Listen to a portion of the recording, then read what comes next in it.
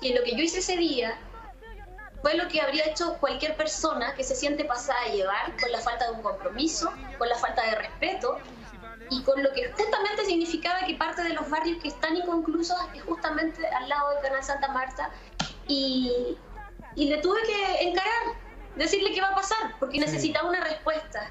Y él nuevamente vuelve a reiterar que no es así, que no es así, y la verdad que desgasta. Se podría, por ejemplo, establecer hasta 4 líneas de pobreza, es decir, más o menos, la línea de pobreza está 117.000 pesos, hasta 4 líneas de pobreza para de los fondos de la AFP, para las personas que quedaron sin ingresos, hasta 2 líneas de pobreza para personas que han tenido una merma en sus ingresos.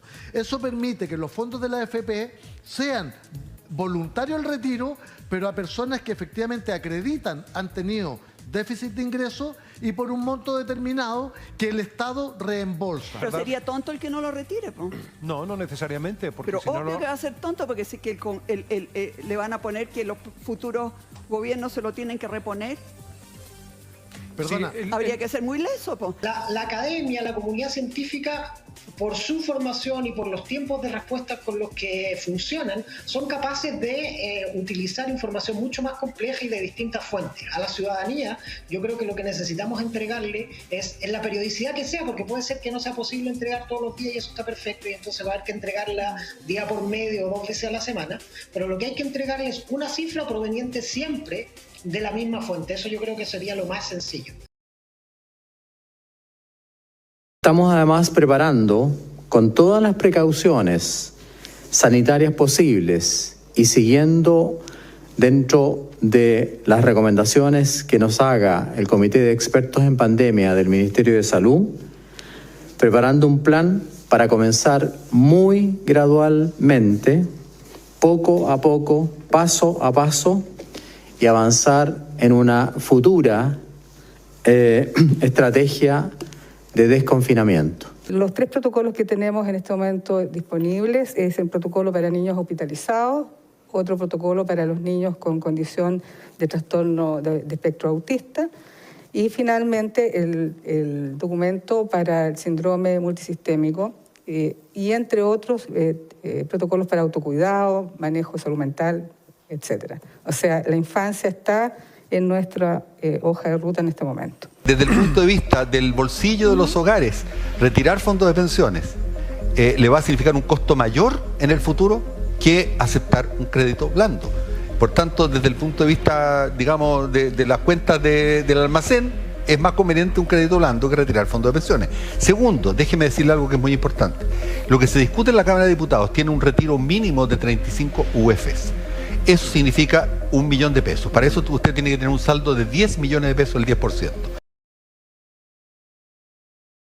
Estamos preparando el desconfinamiento en forma gradual, paulatinamente, poco a poco, paso a paso. Por lo mismo, hemos decidido implementar pequeños avances en las regiones de Aysén y Los Ríos, donde la tasa de incidencia actual de casos son los más bajos de todo Chile. ¿Qué quiere que le conteste? ¿Qué quiere que le diga que rechazo? Yo no voy a abrir esa puerta hoy día si hay otras alternativas. Hay que cuidar las platas de los trabajadores y si no hay otra alternativa estoy dispuesto a eso, lo he dicho 1000 veces. Pero no soy demagógico y por lo tanto si veo que el gobierno nos pone una alternativa mejor, le voy a cuidar los fondos de pensión a los trabajadores porque son platas de ellos. A diciembre del 2019, cada familia chilena en promedio debía el 75% de su ingreso. Entonces, si tú, la respuesta es, oiga, así como los que están contrarios al retiro de la AFP te dicen, pan para hoy, hambre para mañana, con este plan uno podría decir, pan para hoy, deuda para mañana. Disculpe. No hay dos lecturas respecto a que esta propuesta lo que hace es debilitar el sistema de pensión. Y la razón es muy fácil de entender. Cuando usted tiene un sistema, y póngale el nombre que quiera, que se basa en que haya aportes de recursos para un objetivo específico, ¿cuál es? Entregar pensiones, construir una pensión.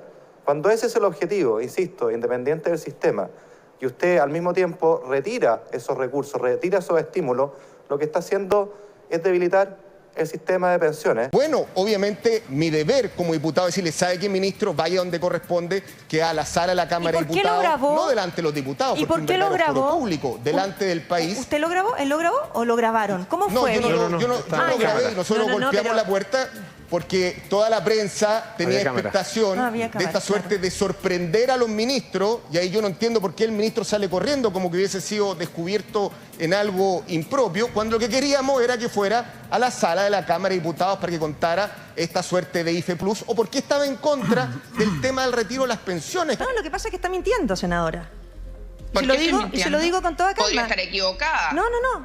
Cuidado con sus palabras. ¿Por qué estoy mintiendo? Me hago completamente ¿Cuál es la mentira? responsable. Ha dicho dos de partida. ¿Cuál es la mentira? Por eso, si me deja, se le explico. ¿Cuáles son? Bueno, con toda calma. Dos mentiras.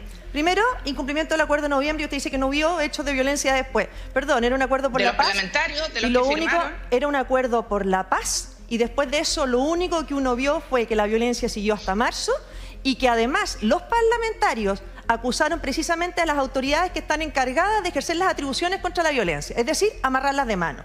En segundo lugar, que no hay propuestas para la clase media. Si arriba de la mesa había una propuesta mucho mejor para la clase media y ayer no se discutía sobre eso. Perdona, no le puedo aceptar a Marcela que me trate de mentirosa, porque yo no he visto a ninguno de los que firmó el acuerdo del 15 de noviembre pasado en actitud violenta en la calle. Validar eso es lo que he dicho. la violencia. Así que cuidado. Sí. No. Usted no habló de validar. Usted habló de incumplir el acuerdo y salir con actitudes violentas. Eso dijo incumplir el acuerdo. Si tuviera 50 UF, al término de esos 4 años habría tenido en ahorro previsional 60 UF si tenemos la rentabilidad promedio anual de 5%. En cambio, si nosotros la sacamos, esas 10 UF que nosotros tendríamos ya no estarían. Por lo tanto, si uno compara las dos herramientas, si uno se va solamente a los simples números, si uno quisiera ver qué es más útil para esa persona y genera menos perjuicio, claramente nuestro préstamo solidario con un subsidio del 25% y contingente al ingreso. Es falso lo que aquí se ha señalado, y que el sistema de AFP, y la gente se da cuenta, es un sistema de seguridad social, es un sistema de ahorro forzoso, y la plata de ese ahorro, ¿en qué se utiliza? En invertir en las grandes empresas. Cuando los fondos de la AFP se pierden en malas inversiones como en la Polar, o se pierden malas inversiones, ¿por qué? Porque hay una crisis norteamericana y nadie dice nada, son las reglas del juego. Cuando se pierde la plata de los trabajadores, las grandes empresas, todo silencio, son las reglas del juego. Pero cuando los trabajadores quieren utilizar parte de sus recursos, esto no puede ser un autopréstamo porque es su plata, para poder salvar su situación, para poder pagar sus deudas, para poder salvar su casa, para poder salvar muchas veces su auto, que es su fuente de trabajo, porque es dueño de un colectivo, de un transporte escolar. Bueno, entonces ahí le decimos que no puede tocar su plata. La derecha dura entera se ha desplegado en una verdadera campaña del terror, diciendo que si ocurre lo que señala el proyecto de reforma constitucional y los trabajadores hacen uso de ese 10%, de parte del 10%, va a caer la economía, se va a producir una verdadera hecatombe, falta que digan que se le va a quemar la casa. Realmente es una cuestión, yo creo que tremendamente excesiva. Le están metiendo miedo a la ciudadanía. ¿Por qué le meten miedo? Porque no tienen razón. Si el gobierno desea que nosotros actuemos con un sentido de responsabilidad, tiene que escucharnos y tiene que enviar un proyecto de ingreso familiar de emergencia para la clase media, porque la clase media lleva 30 años abandonada. Si eso no es así, créame que yo le puedo señalar que no tiene asegurados los votos en el Senado para poder rechazar este proyecto. Bueno,